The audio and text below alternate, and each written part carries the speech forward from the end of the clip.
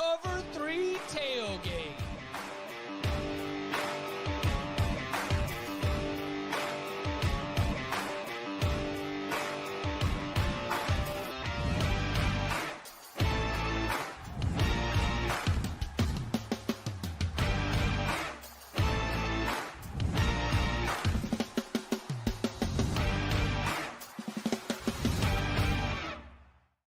And welcome back to the Cover 3 podcast here on CBS Sports. That's Tom Fornelli. That's Danny Kanell. That's Bud Elliott. I'm Chip Patterson coming to you live at youtube.com/cover3 and everywhere you get your podcasts on demand. Thanks for hanging out. Smash that subscribe, smash that like, and come and join us in the chat, a.k.a. the Cover 3 Tailgate. Well, they're not being nice. You know, we try to promote like a supportive environment. And I don't think we're getting that from Robert, who jumped in at 8:38, just asked for Danny's thoughts on his favorite team from his favorite conference winning the national championship. From Vince, who jumped in even after that to say, what does Danny have to say about not just an SEC team, but a very hated FSU rival winning the college basketball national championship. I thought we were supportive in here, Tailgate. Danny, do you want to address these haters out here who are trying to who are forgetting about Gator Danny? Gator Dan, who was there when nobody else was there? Right. To me, congrats to Gator Nation. I would love to say I'm happy for you, but I'm not. But it is a congratulations is in order. Like, that was pretty impressive. As a better on the under did win, so I was thrilled with that. I did have Houston. I took the 1.5, and it was killer. And we're sitting there like, oh. Can we still get home? I know. And then not to get a shot off. I'll tell you, I just want to see good games. The Final Four deliver that. All the games were incredible of the Final Four. I just hated for Kelvin Sampson to see it end that way. And like, as a fan of just seeing a good game, the game was kind of ugly early. I know there were some bad shots. Shooting wasn't great. But to have 2 possessions and not get off a shot for Houston, that was rough. 4 possessions. Final 4 possessions are all the last 4. 4. Oh my goodness. A lot of people are confusing a close game for a good game. That game was awful. That was a terrible basketball I don't game. care. Like, to me, it's like an ugly, dirty game that comes down to the fourth quarter, 2-minute drill. I'm okay with that. There was some horrific shooting in that game. Horrible. It was a wrestling match. It wasn't even a basketball game. They were just playing rugby all damn night. That's right. Did you hear that, Gator fans? Tom said it was all fluke. He said he hated your team winning it. No, I'm fine with them winning it, but that game sucked. I'm sorry. And I love college basketball because it is not a perfect sport compared to the NBA. I love the fact that there's chaos and there's, mistakes. But that game sucked. I felt like I was watching a high school game. Well, there were some tight booties. There were some the shots early on in that game were missing the rim entirely.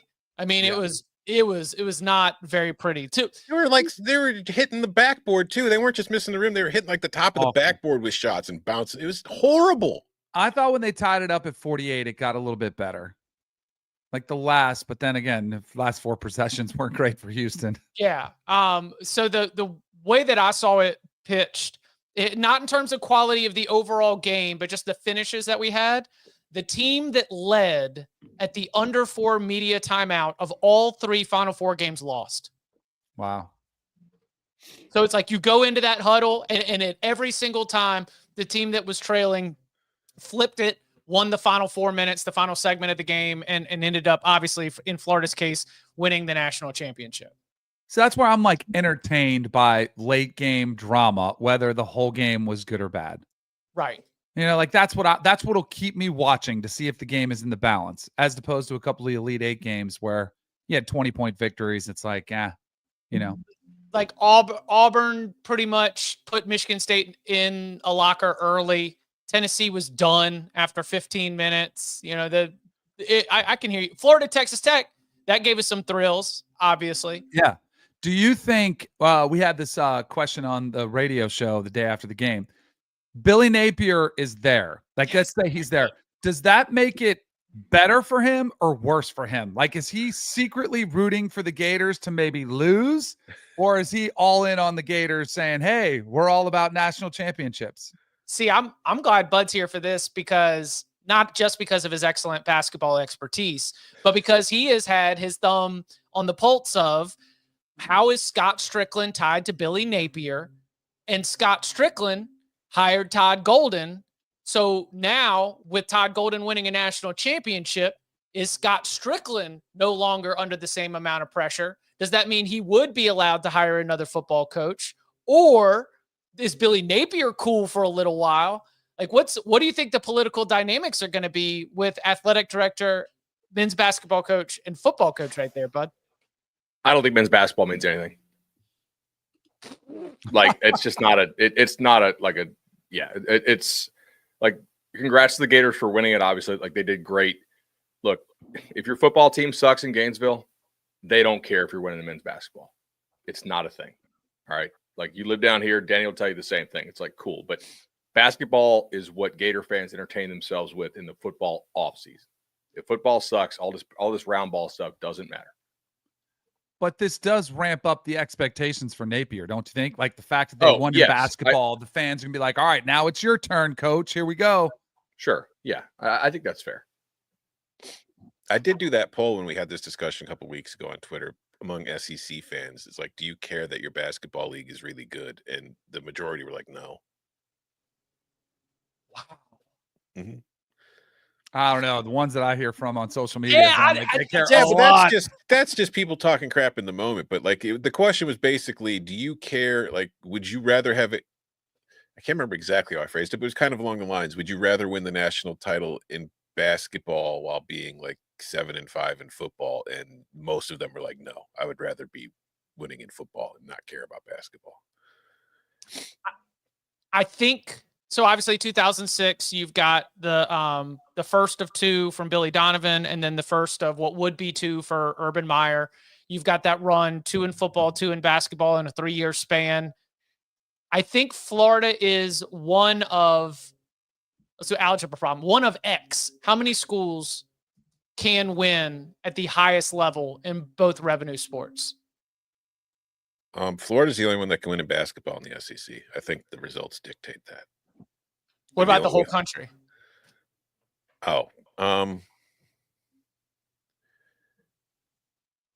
Florida, theoretically. Alabama theoretically could, honestly. I mean, I don't know. I think it's Michigan. Yeah, Michigan's had that. They've won the national title recently, and then in basketball, they did get to the title game within the last decade. Right. They've made deep second weekend Final Four runs in basketball. Obviously, it's been since 1989 since they've actually won the national championship, but you get back-to-back title game appearances in 92, 93. And then, honestly, the football side, I mean, the way that Beeline had it running, the football side was the side that you maybe had less confidence in. I was looking at Florida. I was trying to see who else could do it. I think the University of Michigan is another school where you could maybe capture that window of being able to compete for titles at the highest levels in both sports. Ohio State? Nah. Do you think Ohio State? I mean, they had like the Odin Conley years under Thad Matta, but overall basketball there is like, they care, but they don't care that much. Not nearly as much as it, especially now in this revenue sharing era. Trust me, football is going to be getting that money. Florida and Michigan seem to approach as a fan, and this is against what Bud said, and Bud as a Orlando resident and Floridian for life. I know that you're going to have a better perspective on this, but the University of Florida fan community still seems to care about things other than football. Like, they still seem to get juice about baseball. They still seem to get juiced about basketball. Like, there does seem to be some support there that you don't get at a lot of other places. Am I misreading that? No, I don't think so, but I don't think that they get really, really pissed if football or if baseball and basketball like aren't killing it, right? Like, those are nice things to root for. They will quickly bandwagon those things. If Florida basketball sucks, I don't see my timeline, and obviously I follow a lot of Florida fans. I don't see them getting all up in arms. Like, they're not tweeting about Florida basketball sucking on a random day in June. When football sucks, that's all it is every single day. Like, Florida is a football school. Like, it doesn't – yes, they love it when they're good, but they don't actually care when it's bad, and that's the difference. When Florida football is bad, nothing's okay. Okay, so Tom? I was just wondering, like, none of us are SEC people, but I was wondering, obviously football's number one. Are we sure basketball's even number two? Is there an argument to be made that they care more about baseball than basketball? In the SEC? Yeah. Or at Florida? In the SEC overall. I think there's a lot of schools in the SEC that care about baseball more than basketball. Yeah. South Carolina, Texas Mississippi A&M. State, Ole Miss, Mhm. Texas A&M, Arkansas, probably Mississippi Texas, State. actually. Mississippi State. Yeah, I think that'd Mississippi State be for an sure. interesting poll. to do. Vanderbilt obviously cares about baseball way more than basketball. Arkansas, probably not because they just hired Cal, but I mean, and they do have a nice basketball history there with Noel Richardson. So, Right. But like they're pretty good in baseball consistently. Bama's a no, Auburn's a no. Georgia's probably a yes. Like Georgia's basketball is nothing special, and like they're getting really good in baseball in a hurry. Because just like anecdotally, like the list that I have on Twitter of like SEC beat writers and fans that I have, I see a lot more tweets about baseball games than I do basketball during the season.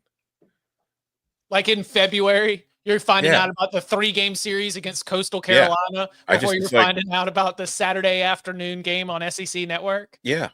Yeah. You know what the SEC is known what they're known for? It's a gymnastics conference. I mean, have you seen? I think they're hosting 7 out of the 10 regionals. They are a gymnastics conference. Does Tennessee care more about baseball than basketball? No. Ooh, I don't think so. No. They probably had more success evenly across the board at all the bigger sports than anybody. Okay, I wasn't thinking about women's basketball. That's a good point. Yeah, with the Pat Summitt stuff. Yeah, Pat Summitt effect also powered men's basketball interest, just because of overall basketball interest. I do, as a Tennessee, if I was a Tennessee fan, I think I do have like actual championship aspirations for Tony there in baseball. Whereas I'm like, okay, Rick Barnes, do I think he's ever going to win a national title? Like, no. So, I mean, that's just like very casual basketball take, but I've seen his teams choke a lot at Texas. So, well, hey, no, Rick Barnes has more Final Fours than Tennessee does as a program. How about Final Ones or Final Twos? That's fair. He ain't the last one standing. He ain't climbing the no free ads. He ain't climbing that ladder, whatever that company is that does the ladder. Werner. Final Four. Yes. Well, no free ads. No free ads. That's not a free ad. Jeremy Werner, who runs our Illini Inquirer site for 24/7, he's part of the Werner ladder dynasty. You're lying. No, I'm not. What? Yeah. Well, how is Brad? When Brad Underwood leads Illinois to the national championship, I want Jeremy to not only get access on the court, I want Jeremy to be able to hold the ladder. Done. All right. Did cool. you see the Florida Gator dude didn't even need the ladder to cut the net? Yeah, Olivier. Yes. Okay, which SEC schools care more about basketball than baseball? Like that's probably the easier question to answer. Kentucky cares more about basketball than anything. That might be the list. Oklahoma. I don't know about Oklahoma baseball sucks. Like it's not. Yeah, like you said basketball more than baseball. Yes. Okay. Yeah, Kentucky, Oklahoma, Alabama, Auburn. Auburn's got some decent baseball history, though. I don't know, man. They just they had that Bo Jackson guy. They had Frank Thomas. They've had some decent players. There's right some kind of thing with like for a long time, the way your state scholarship stuff went impacted your ability to recruit baseball. Like this is very in the weeds, but I remember talking to people who were like in the baseball community in Alabama. Like this is a decade ago, but is the Hope Scholarship Georgia? Yes. State of Georgia. Okay. Mm-hmm. So like the Hope Scholarship was better for like the kids who actually wanted to recruit in baseball were able to qualify for that. Whereas like the ones in Alabama, like it wasn't going to like academically, it wasn't going to happen as often. So they were having trouble getting that level of kids, I guess. Yeah. You would have like 16.4 scholarships available for your 27 player roster or something along those lines. Yeah. All right. I don't know who else we would add to that. Coming up on the other side, I'm so glad that we've got our in-house attorney here because he called it. I just want to give him his flowers. What to make of the delay of the House settlement ruling, some interesting power plays being made at Cal, and our look ahead to this weekend spring game action and more next. The clock never stops. Relive the greatest moments with uninterrupted highlights and more. It's Gareth Bale! Ronaldo! Wonderful goal! On the UEFA Champions League channel. Streaming free. One of the most So many Zoom invites went out on Monday, Bud. So many. I mean, Claudia Wilkin closing out her Hall of Fame career as a judge. This is her final case. She will be making her ruling, but that ruling has not yet been made. The objections were plentiful. They had, speaking of SEC gymnastics, we had Livy Dunn among the star-studded objectors, making points about NIL and the earning that was potentially there. The approval has not happened.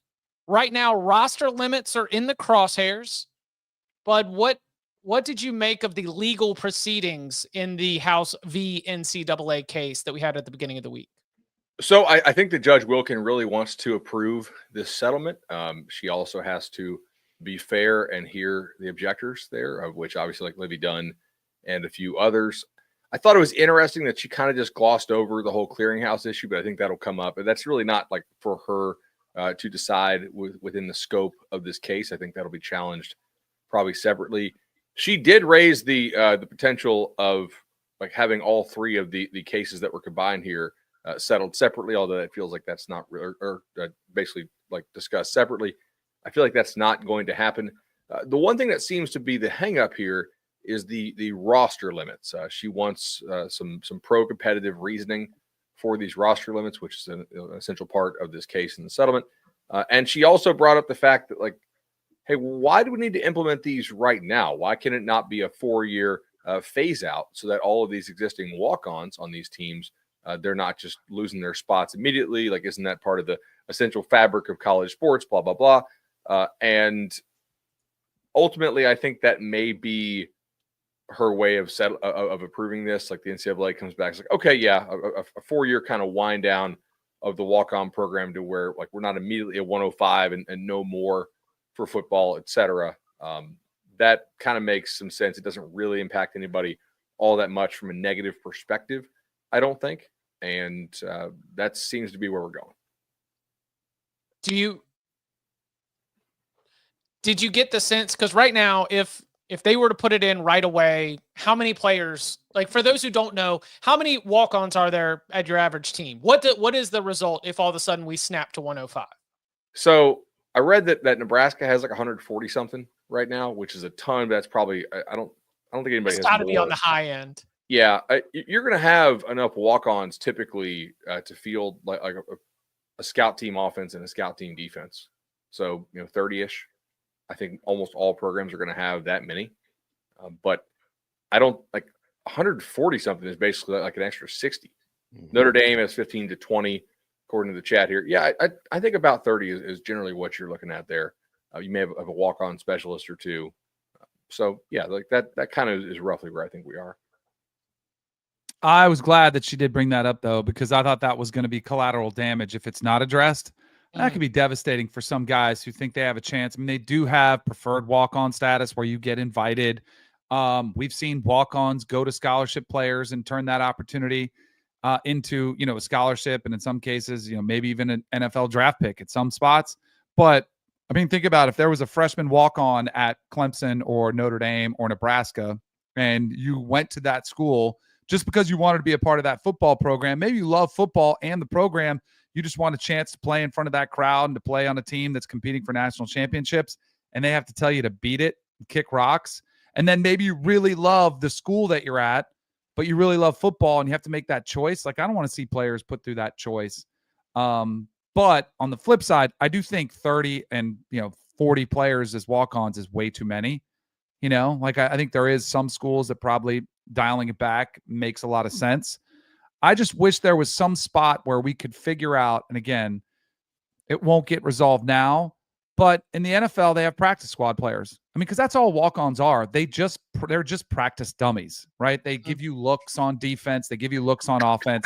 And a lot of times you get absolutely killed. Like, you're tackling dummies a lot of times. But like in the NFL, they make a fraction of what the real players do. Is there any space for that to have 10 practice squad players who, are paid a fraction of what it is, and it's not too much of a cost, but they get to be a part of the program. And if there's depth issues or bowl season comes around, maybe that's a reward for them to get to play. I wish there was some way that they could keep sort of that fringe player that maybe not good enough to play, an opportunity to develop and see if he could one day make the roster, because if they go by the wayside, they're not even going to get a chance to develop at school. And it's just, I hate it because I feel like walk-ons have always been sort of a fabric of college football, and I hate seeing them go away. Well, we know how Danny treated walk-ons while he was at Florida State. Just pick up my towel, tackling dummy. Oh yeah, that was when. Don't make eye contact. I'm the quarterback. That's right. Carry those pads back to the locker room for me. See that? Wash these shoes.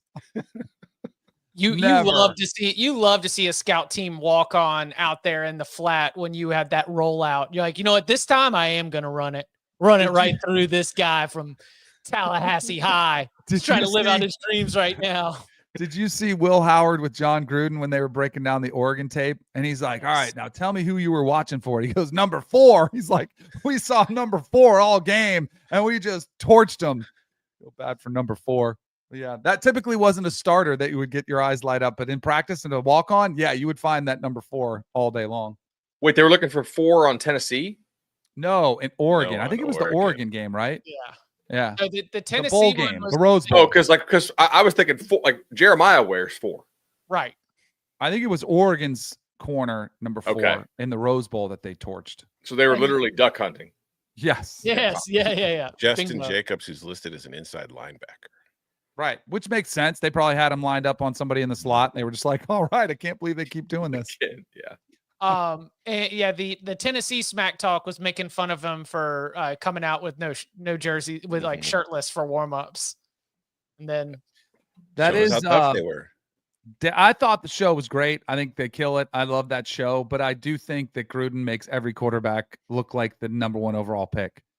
yeah, Like, there's not a lot of criticisms going Or on. else they're not going to come on. True. Can you imagine? mean, He's yeah, just like- sitting there like, you look like ass. What the hell? I wouldn't draft you with the 9th round pick. I mean, Cam Ward didn't do Gruden's show. Nope. Shador didn't do Gruden's show.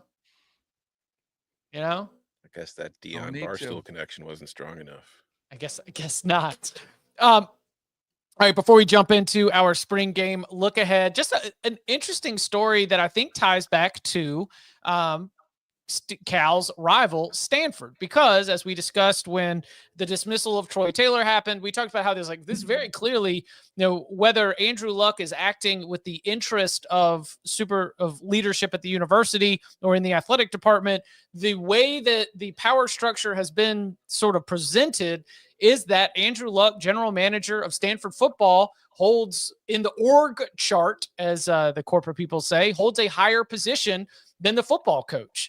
And at Cal, there are some big money boosters that would like to see the same thing with recently named GM Ron Rivera. Tom, if you were Justin Wilcox, what would you make of Cal boosters and donors threatening to withhold money unless Ron Rivera is put ahead of you on the org chart?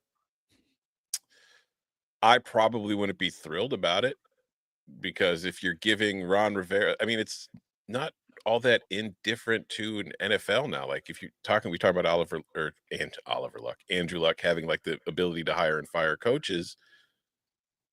It's the same way. Like if you're a coach of an NFL team and a new GM comes in, he's probably going to want to bring in his own coach. So if they're putting Ron Rivera in and now the boosters want to give him the decision-making power over you, he's probably going to want to bring in his own coach in the near future. So if I'm Justin Wilcox talking to my agent, we're putting feelers out there. We're going to see what's available for us and come in the near future. Yeah, I didn't know what to make of this. Are we sure Ron Rivera is the guy we need to run the football program? No. Oh, hold on. I'm not- Yeah, It's not a knock on Ron Rivera. It's just, what has Ron Rivera done at the college level to just warrant having that kind of power? Just he's famous and has a Cal connection, I guess. Yeah. I mean, it's not like he was a GM in the NFL. Right. Now, look, the Andrew Luck thing is a little bit different, I think, because like maybe his association with his dad and like he's at least been around the administrative process, perhaps. But man, I don't know on this. Like, it just feels. I've got some decent Cal connections. I can ask more about this. I'm like, when I read this, I read through all the reporting. It was like SF Gate, I think, had it. Right. Yep. And I just left like very unconvinced that this is a needed change, or that Cal like can or should be like much better than they are. Now, I think the one counter to this is like, are there things going on behind the scenes that we don't know about that will become very clear in the next week or so when the portal opens? Like, Well, this could be anticipatory of that, right? Well, I also considered that there might be boosters at Cal who don't like the hire of Brian Harsin and Nick Rolovich. Sure. Because of the like political stuff? Yeah. I mean, yeah, or just like, take that whichever way you want. I'm just willing to entertain the idea that Wilcox hiring some of his old boys might have been something where they didn't have the same kind of support. I think if I'm Justin Wilcox, I don't like the idea that they are trying to change they are trying to create more levels between me and the athletic director. If I've been at Cal for all this time and the only person that I'm answering to is the athletic director and the university president, then why are you going to try to put someone else in above me? You are stripping me of power by putting in someone between me and the top of this university. And that is where, if I'm Justin Wilcox, and I understand that in the modern era, even with revenue sharing, I'm going to need the support of those boosters. I might text Dan Lanning and see if he wants a defensive coordinator for the 2026 season. Like I might be back channeling what my exit is going to be, because this is not what you want to have going into a season where, was it Justin Wilcox? Is he on the hot seat? Cover 3 podcast, and Cover 3 podcast says things like, well, I don't know, like what's the goals? What are the expectations? What is the leadership of Cal football? But this is very much a signal that whether it is a hot seat or not, pressure is being applied to Justin Wilcox from inside the house. How long has Wilcox been there? Like 6-7 years? Yeah. 7, I think. Yeah. Look, sometimes people just want to change to be able to like restart the hype cycle and be fed new belief and new hope. And like, they may just be like, we can't do better than what's Wilcox's best year? Probably 8 wins. Yeah. Yeah. 8-5. Like we can't do better than 8-5 under this guy. Like we barely get to a bowl.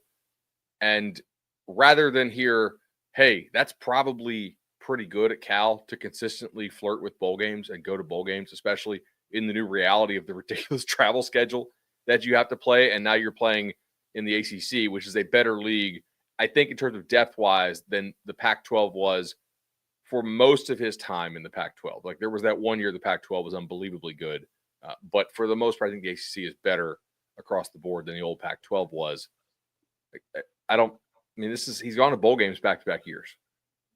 To me, I feel like that's doing a good job at Cal, but that is boring. And he's been there 9 years, actually. So this would be his 10th year. Spurrier talked about this a long time ago. He's like, you really shouldn't be anywhere more than a decade. People like get tired of you. They kind of lose sight of what success actually is. They think there's more to build on. Maybe they just need somebody fresh there, and maybe the boosters think Rivera can give them that. I don't know. I think this is a bunch of boosters who are star effers, and they see a former, great player who coached in a Super Bowl. When you have a quote that says you don't bring Mario Andretti in to have him sit in the driver's seat, like this, I don't know. That's all it seems like to me, is that you get some boosters who are narrow. And I love Ron Rivera, but much like we're talking about, the college landscape is completely different. It's changed for everybody, though, so he can adapt, and he has a tremendous amount of respect. But I think this is some boosters who have probably been at this program. They're lifers, and they see somebody who means a lot to the program, and they want him to be able to call the shots. That, to me, is what it's about. And he didn't have a job. What, Rivera? Yeah. He's just available? It's just available. Yep. All right, let's see. ACC related from the tailgate. So any hope Tony Elliott can give UVA a good year? Yeah. What's a good year? Like, that's all about expectations for me. Make a bowl game. Make a bowl game. And if you can get 7 wins, I think that's a great year. Not after you lost the whoopsie daisy king. We got Chandler Morris. Chandler Morris. The other day. The schedule is pretty manageable. Correct. Yeah. But the problem is you are also one of the more manageable games on everybody else. Yes. In the ACC. Which I think allows you to sneak up on somebody. Sure. Yeah. But I mean, that's what they don't take you seriously. That the win against Pitt was the first top 25 win of Tony Elliott's head coaching career last year. You know, like UNC was not top 25 when they beat them in Chapel Hill 2 years as a ago? double-digit underdog, they were not. Wow. Chip remembers the spread though. Crazy, we're unranked with Drake May. Okay. You got to remember the way that those seasons went, right? No, I do have some memory. Yeah. All right. Coming up on the other side, we turn our attention to the weekend ahead. We actually have a lot of spring games. What we're looking for, what we're looking to read about, more on that and more next. I feel home when I see the faces that remember my own. When I'm with my friends, I feel home. Only 2 more days. Back here. One more day. This is such an amazing back and forth from the tailgate. Before we got started, Ian McCluskey says, which one of you is betting on the Masters? Which one is not? Followed by our friend, the Real Coconut. Which one of them isn't? And also loaded up on a bunch of top 20 finishes. Let's go. Yeah, it's great when you're going into Sunday and you've got 15 top 20s. You're like, all I need to do is perfectly predict the top 20 and I'll be good. Right. It's Masters week, so I have to ask the question. This is from Richard in the tailgate before we got started. This Masters week, so I have to ask the question, what will your dream foursome be? Include one PGA player, one celebrity type, and one person from the college football world. Ooh, do you want to save this for tomorrow? Yeah. Yes. Okay, I'll give you one real quick. Tom Lehman, VJ Singh, Calvin Johnson, and Danny Kanell. Let's go. Got to play 2 rounds with those guys. It was a blast. I'll tell you what was disrespectful was the Champions Tour not including Danny Kanell on the supercut of everybody's drive. I know. They only had because it was at a Hall of Famer event. Like it was supposed to just be Hall of Famer. Yeah. I think that's probably what we're trying to, I'm sure. Cause I got one highlight, I think on the Golf Channel of making a putt on 18. And I'm sure when that made the thing, they were like, wait, get him off. But like there were a lot of guys that backed out. Some guys got heat exhaustion. Oh, after night 1? Yeah.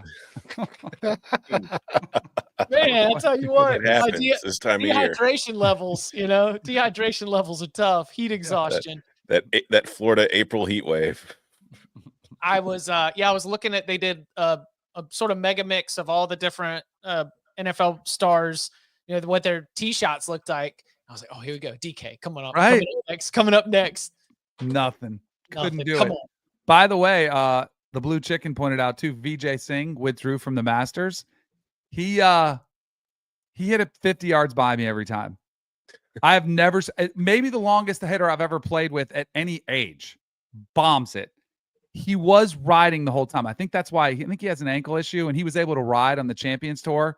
And he didn't play great. He struggled. He had a stretch where he was like 5 over. He had a double, a bogey, and a bogey. Like he was struggling a little bit. Still finished like 73. But my favorite part, because we talked about this sport. So like we're playing in the front 9, the first 9, and I go by his cart, and he's on the tee box, and he's hitting, and I hear like sound coming from his golf cart, like underneath, and it sounds like a broadcast. And I'm like, what's he watching?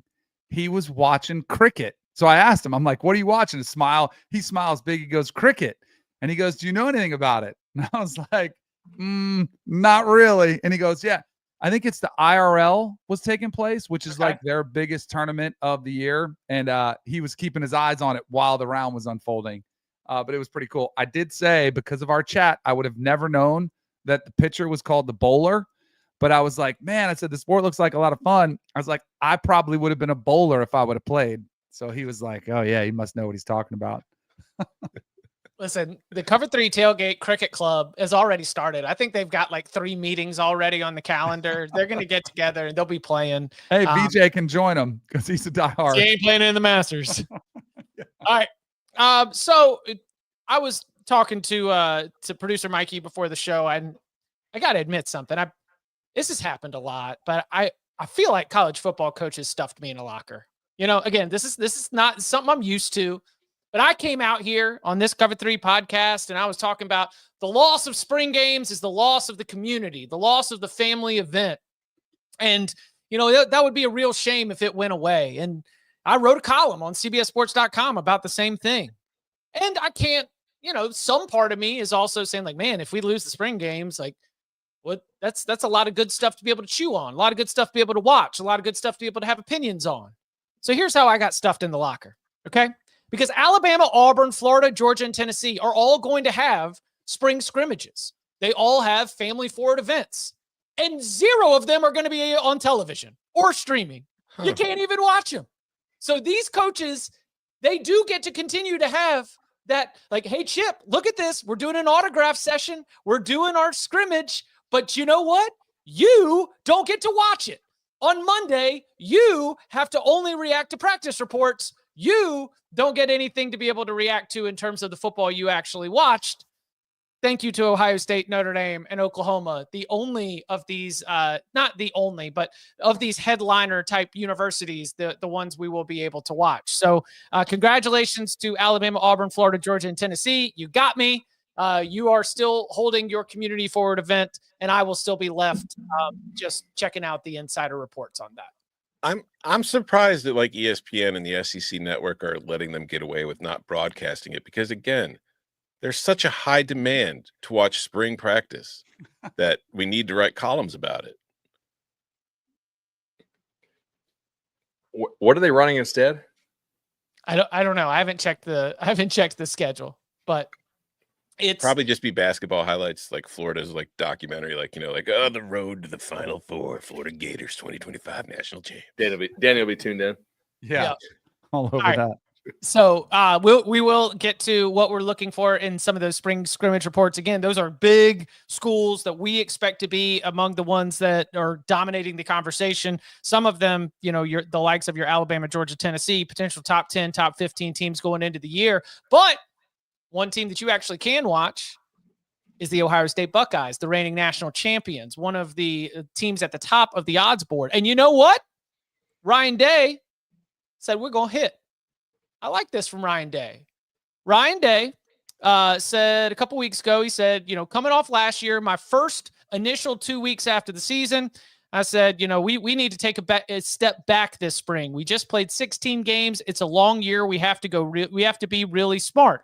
But then we got about a week and a half into spring and realized the guys who left played a lot of football in those 16 games. And the guys here haven't played a lot of football. So this actually is going to be one of the most physical spring practices we've ever had. So the first couple series will be veterans and thud tempo.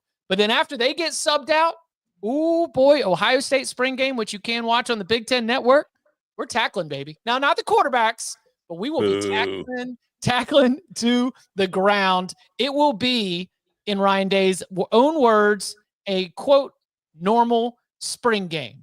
So, is there a softer position in sports than quarterback? Probably not. Wow. Throwing shots. You know what this sounds like to me? What? This sound like, and we've seen it in everyone, and I'm going to say it till like people are really annoyed with it. This is one step closer to NFL. Like when you're in the NFL, if you're a veteran player who has played a lot, guess who's not playing a lot in the preseason? Guess who's not doing a lot of the drills that are full padded? The veterans. Like, and it sounds like that's the approach that he's going to take as well in Columbus, which I think is a smart approach to it.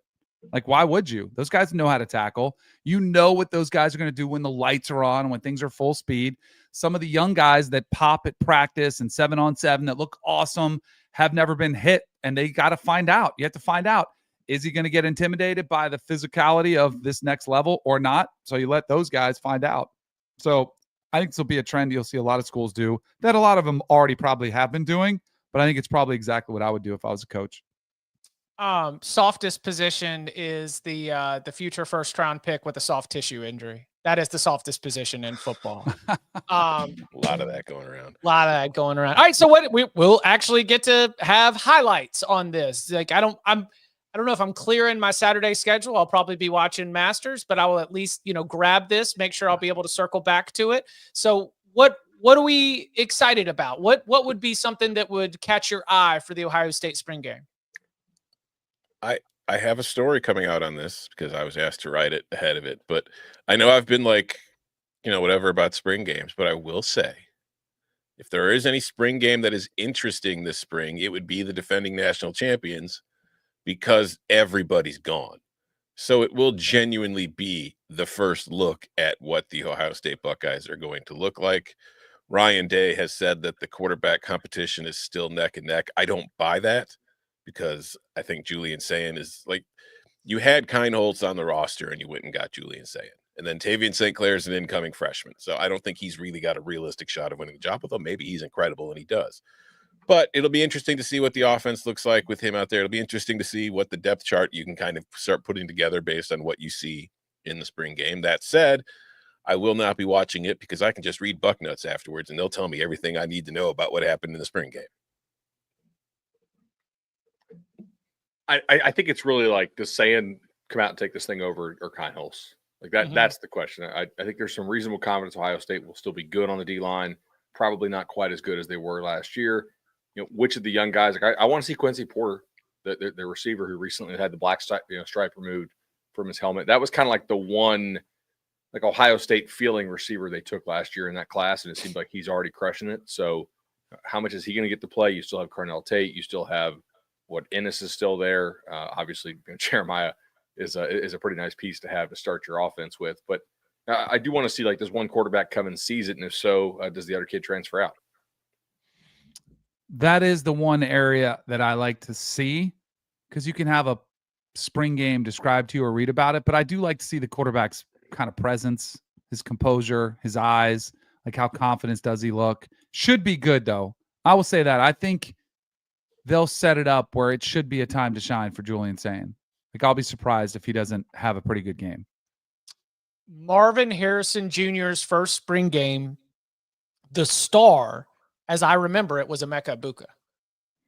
Like sometimes it is it might be like a Quincy Porter. Sometimes it is the player that's a little bit, maybe not the reason you're tuning in, but somebody who steps up and really takes advantage of that to, even if it's generating confidence for themselves, it's something that can be a little bit of a boost right there as look, the atmosphere is going to be celebratory. They just won the daggum national championship.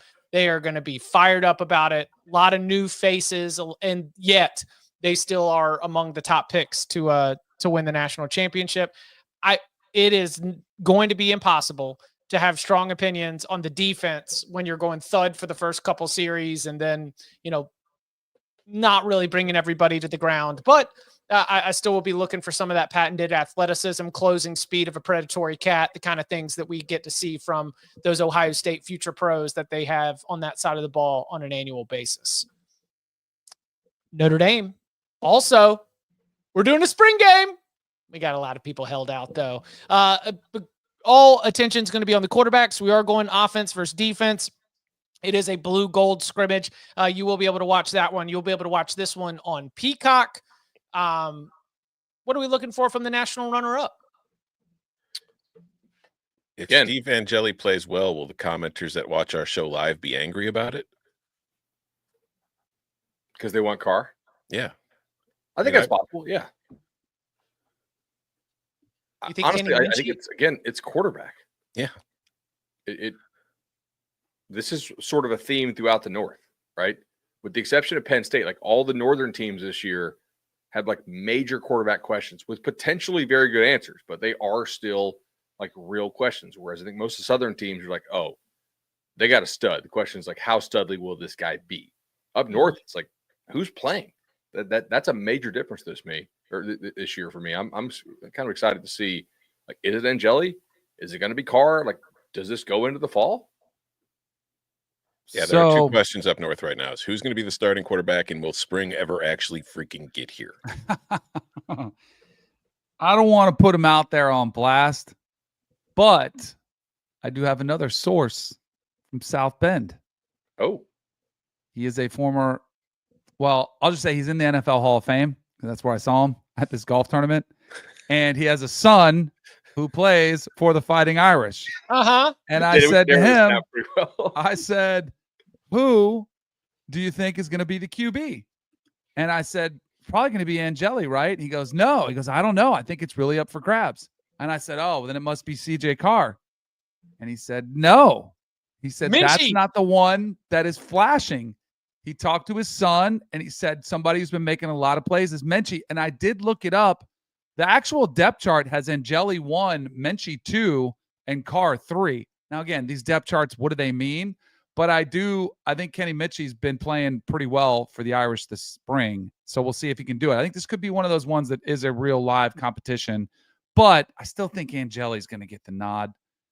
Like unless Minchie just continues to light him up. And if he has a big day, maybe it does make that jump.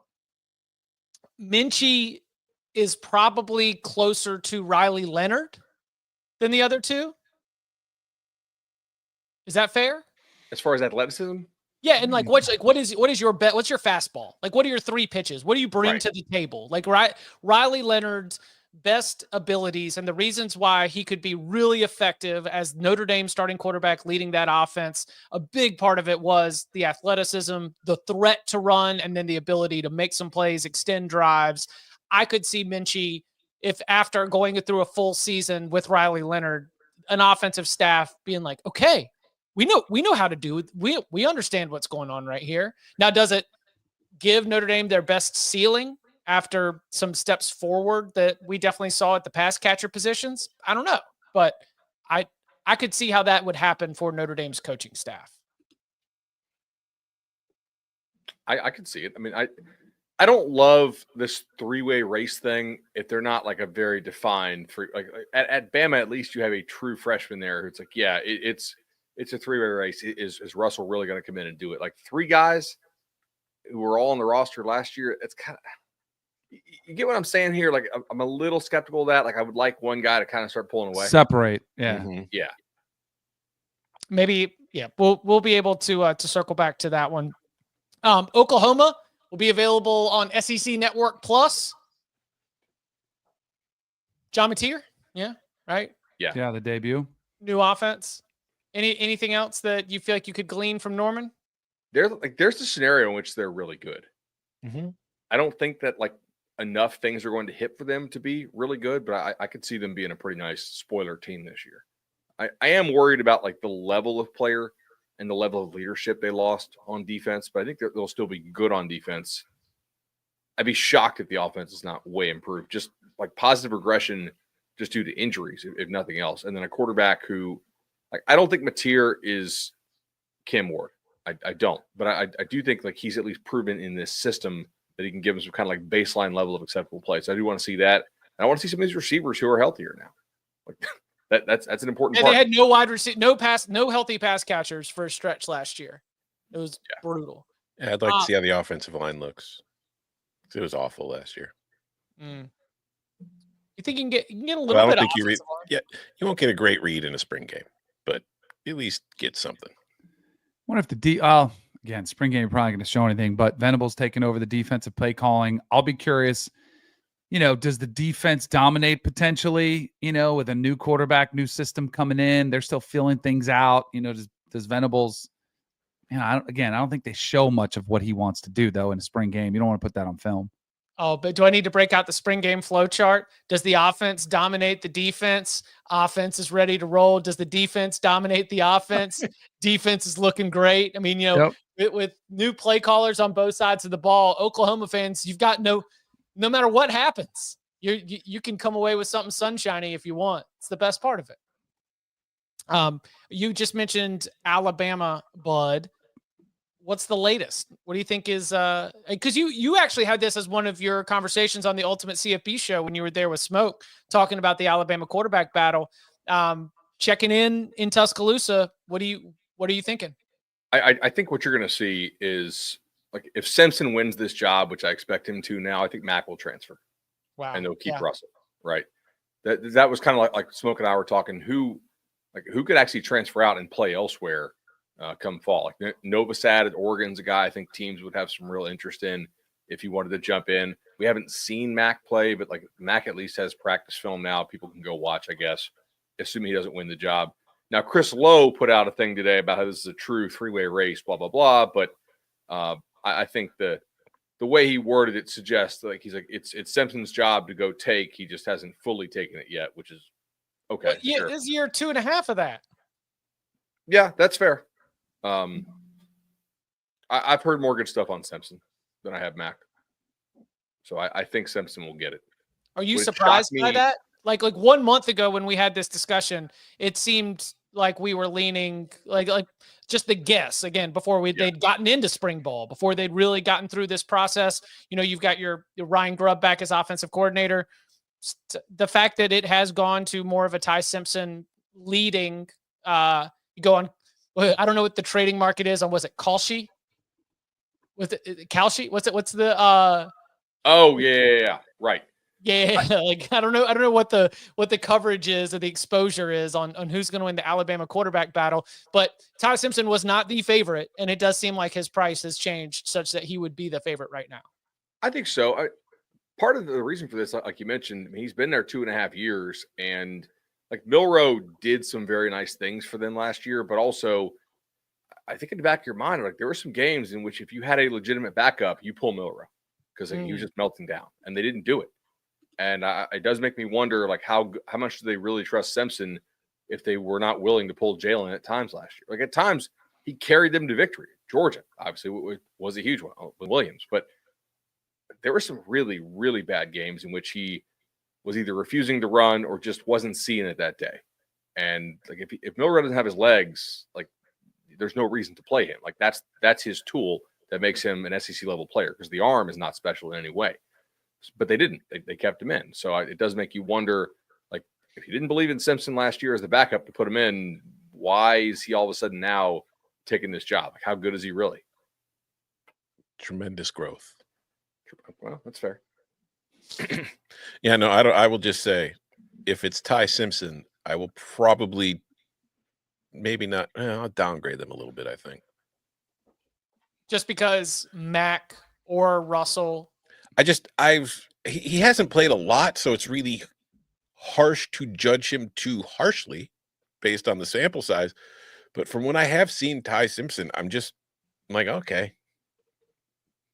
I don't think he's incredible. I don't think he's somebody who I think is a huge difference maker. He kind of feels more like a Jag Plussy guy to me. I know he was highly rated out of high school, but every time I've seen him, I just think like Jag Plus. Yeah. Also got Alabama, Auburn, Florida, Georgia, and Tennessee, the ones I mentioned at the top. What, Danny, of those, which one do you think we might get some talking points out coming out of the weekend? For me, it's always about the new faces at quarterback. So I would say Georgia, to see if Gunner kind of steps up. He should have a really clean game. It should be his, time to shine. That's me, what I'm always looking for. And the other one's kind of, Florida, you see DJ Lagway. Again, I think he should flourish. And I think this be like a tune-up for him after the type of year that he had this past season. He's not throwing. Oh, he's not? No. This is why I was so like, I think if he's healthy, he's the best player in the sport. But they're pretty sure they've got him shut down, right? Mm-hmm. So, man, maybe it it's gets a major more question. intriguing. It's like, okay, like monitoring this pretty closely for fall because if you don't have Lagway, that's like a 3-9 team. Mm-hmm. Especially because they didn't hold on to Purdy. Right. Like that seems like that could be a major problem for them. Whereas if you had Purdy, like there's some chance that maybe you're okay. Hope Billy had a great time in San Antonio. I don't know how much fun it's going to be next couple months. Yeah. It was a great time to be able to celebrate with everybody else around there. Tommy, got something? No, not to add. No. Louisville is going to be on Friday. Again, I could not find any television information on this, but what's up, Miller Moss? That should keep things going in terms of whether we get to see, a Jeff Brom with another Jeff Brom type. Is he going to be able to put him in there and have him be just as productive for yet another year with the Cardinals? I think the police asking for a description. He's a Jeff Brom type quarterback. A Jeff Brom type. Yeah, he can go in there. He's a joystick. He can do Miller Moss can do exactly what Jeff Brom wants to do. Got all the qualifications to be a Jeff Brom quarterback. I think that's it in terms of any other spring games that I'm missing that are coming up this weekend that have your attention. I think that's it. There's a long. I mean, look, I think Purdue is going on this weekend. I think Georgia Tech. They just lost a starting corner to the portal too. The portal, yeah. Miami spring game. Carson Beck won't be playing. No. Yeah, but that's probably going to look bad with all the with the quarterback issues. Carson's going to show up in like a really expensive car on the sideline and just watch. I am actually a little bit curious. Like the reports that I've read down there are that Luke Nickel, the freshman quarterback, is struggling. It's not really a surprise, but Emory Williams, who they liked at one time quite a bit, and then he hurt his elbow in that Florida State game in 23. Like, is there some chance that like he steps up and looks better? Because I'm curious, because Miami are they going to portal every year, which is fine. Like you can definitely do it, and it's a nice like if you're got 1 year left of college football, going to South Florida and making $4 million or whatever is a pretty nice way to cap your college career. So they certainly are an attractive destination and they got the funds. But I'm a little curious about like the internal progression. Like are any of these guys they sent out of high school, are they going to be the next dude? Not that they have to be, but like for projection purposes, I would like to know. Yep. That's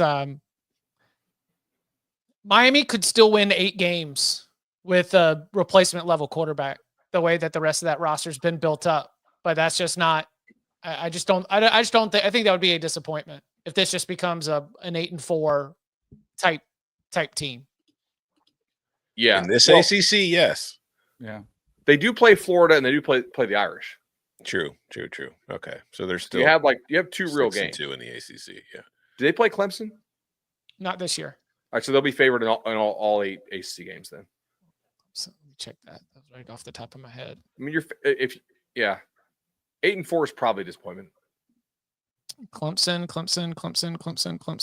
Yeah, no Miami Clemson. We get a Clemson Louisville.